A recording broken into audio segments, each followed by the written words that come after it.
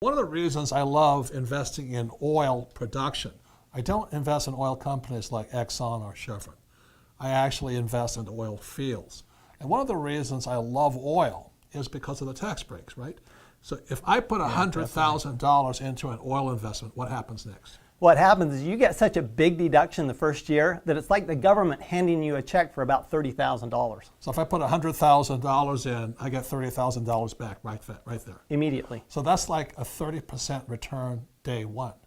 So that's really what most people do not understand, that the tax laws are really incentives for professional investors. Right? That's exactly right. And this is true in most countries. While the tax laws vary, like oil and gas, in the U.S., anybody who invests in U.S. oil and gas, no matter where you live, gets that same tax benefit. So let's say I put $100,000 in, and it's very easy to get a 10% cash return.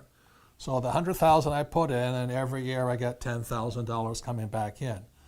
What kind of tax do I pay on that $10,000 in cash flow?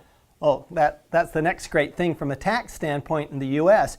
You only pay tax on about 80% of that income.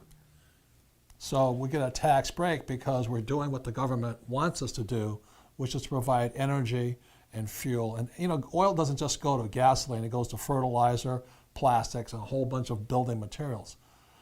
So a civilized country runs on energy. Without energy, civilization would crash. And that's why the government gives us tax incentives.